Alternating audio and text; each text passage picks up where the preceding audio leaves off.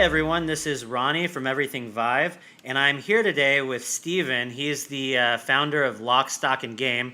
It's a company that makes peripherals for VR, and I'm excited to talk to him about a lot of the company's offerings and just how he got started. So, welcome back again for our listeners out there. This is actually the second go on this interview. We had some technical difficulties the first time around, so. Welcome back to the show, Stephen. I appreciate you and your patience, talking to us here. It's a pleasure to be here. Thanks for having me. So, if you could just begin just by kind of telling the listeners out there how you first got involved in VR and kind of what the path was like for you leading up to deciding to use VR peripherals. All right. I've always been a passionate gamer, probably like a lot of the listeners. I've been kind of mesmerized by virtual reality ever since I first touched a Virtual Boy a couple decades ago. So the second that I had the space and the ability to buy my first virtual reality system, I went for that. It was a Vive. I was not one of the early adopters. And then I just really loved it. Loved gaming on it. I got into first-person shooter games a lot. I played a lot of Onward, which a lot of other games are pretty familiar with. Yeah. Then I purchased my first gun stock. It was actually my first VR peripheral, really. And what got you, what made you decide that you wanted to give purchasing a gun stock a try? It sounds like you played Onward quite a bit before deciding to switch over, and what kind of got you down that path? Yeah, that's exactly it. I had over 100 hours into Onward, and I was really loving it, and I just wanted to find something to really, keep that passion that I had for that alive. And the gun stock really helped with that. It helped with immersion, and it helped with aim a bit. What was it like at the beginning, like getting your first gun stock and getting that set up and all of that? It was kind of exciting, especially when you first get in game and you realize, wait, this actually feels like I'm holding a real rifle now. This really feels very immersive. What made you decide that you wanted to take it kind of to the next level? Because for me, for example, I got a chance to play with the stock that you're selling through Lock, Stock, and Game, and I've had a blast with it. I'm just kind of curious, as to what made you decide that you wanted to tackle the problem even further, to tweak and design your own gun stock. Yeah, I did find, after playing with it quite a bit, I found the experience a little bit frustrating. I realized it could be improved. Not only because at the time did you have to physically slide your controllers in and out of the cups when you can't see the cups, so that's kind of difficult. But also the controller holders would actually roll around the rod, which I found really disorienting in game. Interesting. So you just kind of took it upon yourself to you found using gun stocks so important that rather than ditching it for some of the frustrations on the products that were on the market at the time, you instead wanted to perfect the product and kind of come up with something on your own. Yeah, really to give a customer the prime experience. Do you know what I mean? Yeah. The best experience possible. That's amazing. So what were some of the first things that it sounds like figuring out ways to make the cups work better was a priority, but what were some of the early things that you tested and prototyped when designing your own gun stock? I actually started out top mounted because a lot of people do think that is a bit more natural, but in my testing, not only is the Vive top ring, or the donut hole as some people call it, kind of weak, it'll snap off. Yeah. But also you end up with a little bit of sensor occlusion, not a lot, but if it's just a little bit every so often and one of your controllers looks like it's flying away from you. Yeah. So it really ruins the immersion in game. No, I can imagine, because that's one of the, the whole purpose of using the gun stock is to feel more immersed, and if what you're using makes the tracking experience any worse than it might already be sometimes, that's not acceptable. So you went ahead and decided to mount the controllers on the top of the gun stock. Were there any other tweaks that you had to make the game, to make the gun stock more approachable for players that are playing these games? Yeah, originally I had really wanted to use a real AR-15 buttstock, and I did have that for a tiny bit. But the truth is, it didn't give that premium experience. It would get in the way of the headset in some cases. So had to redesign the actual whole rear end. Man, so for people that haven't had a chance to look at the product yet, like what is it exactly that a gun stock can provide to players that haven't used one before? Like what situations in games does it work for, and then and what does the hardware actually do? So really, any two-handed first-person shooter game it'll work with. So the real popular ones there are Onward, Pavlov, stand out. But really and truly, there are a couple dozen games at this point that use two-handed guns. And in this case, what it's going to do is it's going to really complete that immersion for you. When you actually feel like you're pulling that rifle butt into your shoulder, it really keeps you in game, which is most of our goal. But also, it does help your aim. There is some debate whether, at a standstill, if it really helps your aim or not. But I can guarantee you, if you have to, quickly turn around a corner or something and shoot somebody, the aim there is really helpful compared to not having a gun stock. Something I actually noticed, like since the first attempt of this recording, like I got a chance to watch some of the stuff that was going on at Oculus Connect 5, and I noticed that there was an Onward tournament there. I didn't get a chance to watch a ton of it, but like one of the first things that just stood out to me was how many of those players that were playing in the Oculus tournament were using gun stocks.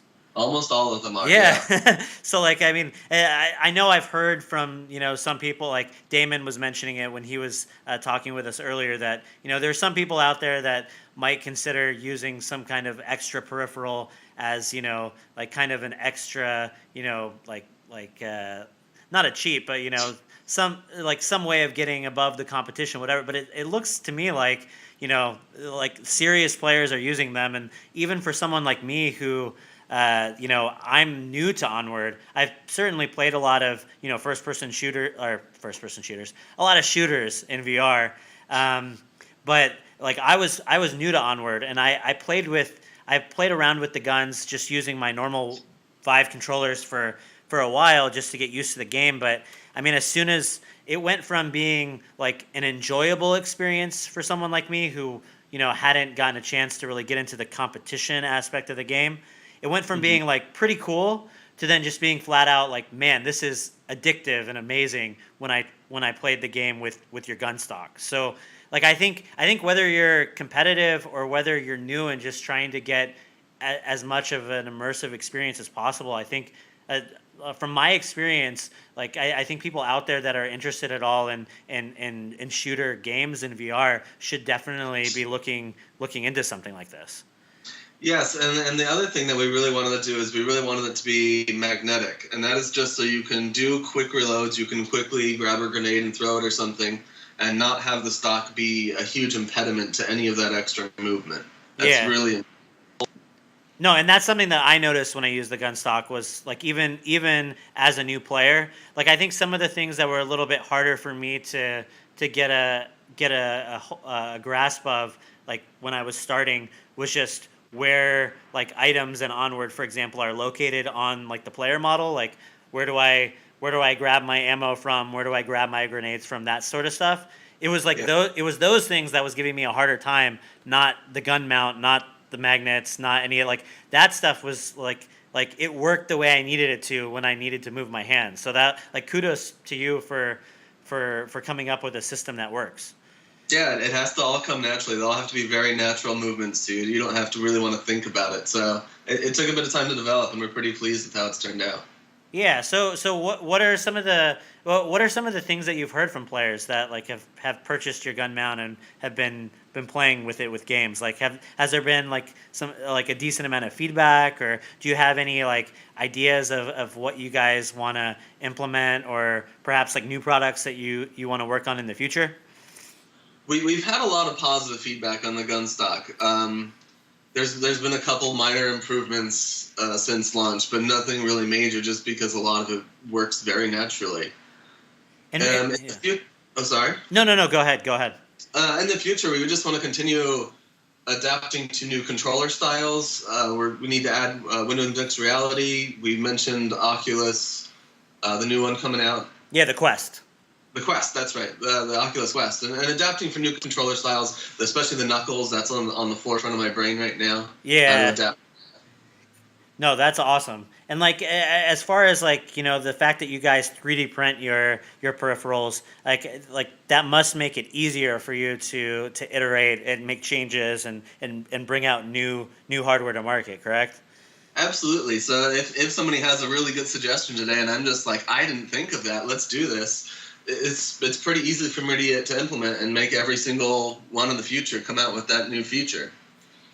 What was it like, deciding to actually sell the designs that you were coming up with, like to other VR players? Like, was it an easy, just like a natural thing for you to go from making it for yourself to trying to make it available for others, or like what made you decide that you wanted to start a company?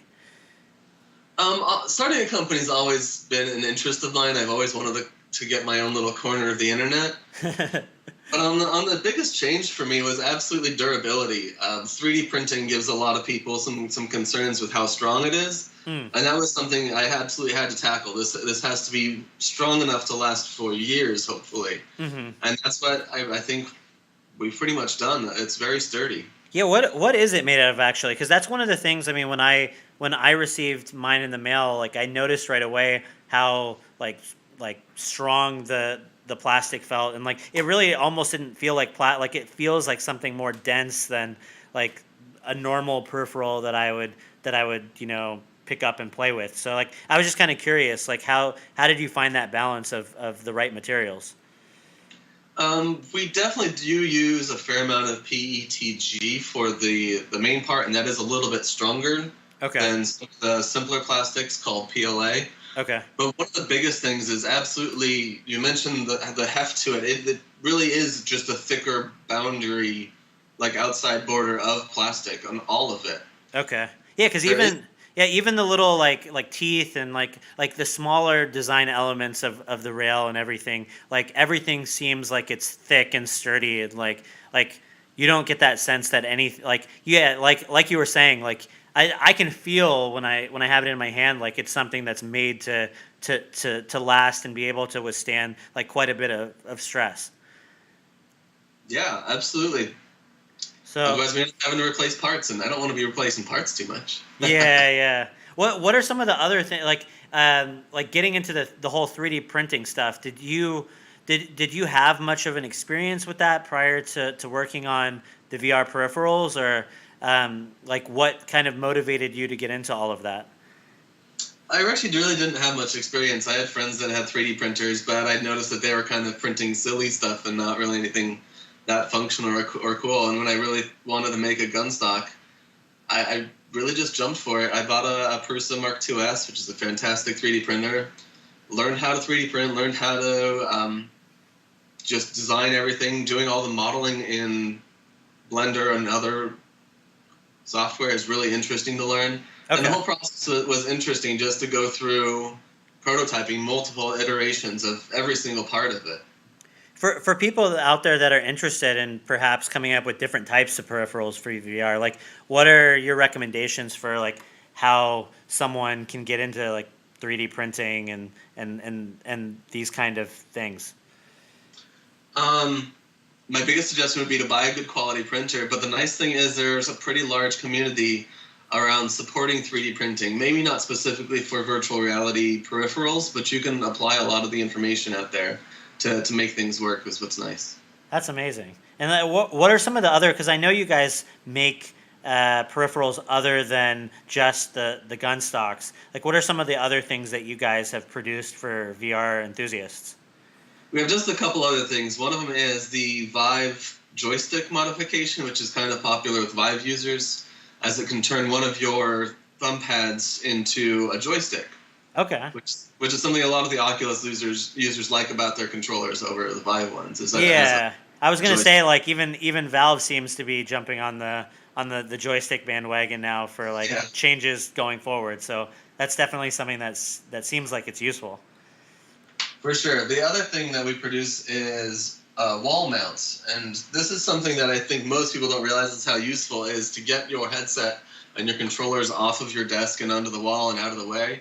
It's really handy. That's very cool. And like, what does the mount do exactly? So I guess, and I've seen, I haven't had a chance to use one myself, but I understand like it's something that you can easily mount to a wall, and then it'll hold your controllers, your headset, and I think even with the Vive, it charges the controllers, correct? Yeah, we do have a recharging version for the Vive. It is a little bit more expensive because we actually provide the hardware for it. Okay. But yeah, absolutely, it's all to get it off your desk. It's Damon, absolutely, your coworker, Yeah. absolutely, because he Yeah. has a system. So he was really happy just to get them both kind of organized and out of the way. And No, that was my experience. Like he sent me pictures of kind of what his VR setup looks like, and like, yeah, you're totally right. Like it looked all right before, but as you were saying, like having those wires and like headsets and everything all over the place, like once it gets nice and organized and like on his wall there, like everything just looks so much tidier and neater, and probably yeah, like if you have any significant others that are kind of tired of all your random accessories being out all over the place, it's something to definitely look into. yeah, for $25, you really can't beat it. It's a good deal. So yeah, looking forward, to future VR, hardware like the Quest you had mentioned, and just like hopefully more and more players getting into VR and into games like Onward, Pavlov, Standout, all of those competitive multiplayer games. Um, what are your hopes for just like the growing audience, and what like the products that you guys are offering can hopefully do for those people? Really, we are aimed at creating products that help with immersion or really functionality like the wall mounts, and just improving anybody's virtual reality experience. And it's going to be exciting to adapt to new systems as they come out and new games. We're partnering with the Zero Caliber team right now Okay. to work with our gun stocks, and they've been really enjoying it. And so it's just exciting to see new stuff like that come out. Yeah, and one of the things that we had, kind of mentioned before is kind of the growing scene uh, of VR arcades and all of these like kind of more public facing, more like expansive versions of the consumer market. Like, I mean, do you think gun stocks and VR peripherals like those can be helpful in those areas as well?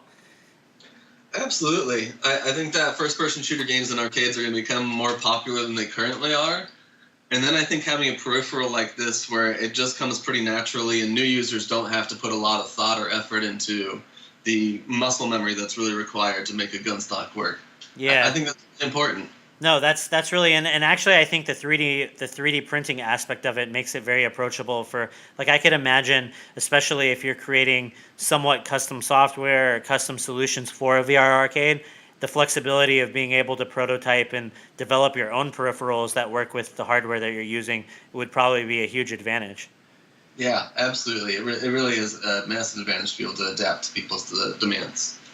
So yeah, so thanks again for coming on the show. Like I mentioned earlier, and I got a chance to talk to you about before. I mean, really, like for people out there that have played, especially like any of these two-handed weapon gun or games where you're using shotguns or rifles that allow you to kind of use both controllers at once to hold the guns.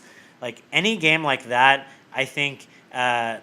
Like benefits immensely from using a gun stock, because in my particular example, I mean, it goes from having to from and players out there get used to anything, but like having to kind of awkwardly hold your hand out, in space without anything kind of guiding it, and pretending like you're holding a gun versus actually holding something that feels like a gun in your hand. I mean, it's like I can't stress it enough that like it takes it from you being mostly immersed but feeling a little bit awkward trying to like manage guns to like all of a sudden legitimately feeling like you have a weapon in your hands going through these environments. So like I mean, for me personally, like this difference is a bigger deal than, like, for example, I was trying to think of examples of other game types that use peripherals, that I could compare it to. And like the first one that came to my mind was using like racing wheels in racing games. Because there's a lot of people out there that are super into, especially more technical games, and they buy these super expensive, hundreds and hundreds of dollars, peripherals to play their games. And it does make a big difference. But I mean, at least for me personally, I would argue that using a gun stock makes an even bigger difference, because like there's something about, for me anyways, like you were saying, the accuracy and just your ability to control the weapons in the game becomes so much better using a gun stock than just using those controllers. Like, at least in racing games, I feel like I've become decently good at using joysticks to move the cars around. Even if it's like completely different than driving a real car, you still feel like you have good precision. But with gun games in VR, being able, like, the gun is already making you use two hands to hold the weapon, and so that front arm, especially on the weapon, like the game is kind of making you do this awkward thing of holding your hand out there in space for long periods of time, and it just using a gun stock just makes it so much easier and more immersive than I think any other type of game experience, really. And it is a bit like VR in itself, in that you really have to experience it. It's not something that somebody can tell you about, and then you really understand. You really have to try it out for yourself. Yeah, no, I wouldn't have. Like, I was one of those people for sure that, like, I had played games, and it's not that I had been dismissive of getting those type of peripherals. It's just one of those things. Like, I think a lot of people are satisfied with the experience that they're getting, because the Vive and the Rift, and they're all very good experiences, even with the controllers that just come in the system, or for the Rift, the Touch. Like, those are good controllers. So you think to yourself, like, oh, this is amazing. I'm having tons of fun in this game, blah, blah, blah. But it's when you actually just get a chance to try the game with the gun stock that all of a sudden you realize what you've been missing the whole time. I love that feeling too. I love that moment that you realize, wow. Yeah, like this, and then going back without it, you're just like, man, like, this feels really strange and awkward, and I need my gun stock back. So. Well, just for a quick sign off, I guess, if anybody's actually interested, you can check out our website at lockstockgame.com, or you can check us out on YouTube, Facebook, Reddit, or Discord. I'm happy to reach out and talk to anybody about any of this if you have any questions, so just let me know. Awesome. Well, thanks again, Stephen, for being on the show, and yeah, like, I definitely recommend people go and check out their products. I've had a ton of fun with the gun stock that you guys sent us, and I can't wait to see more from you guys in the future. Well, thank you for having me on, man. All right, take care.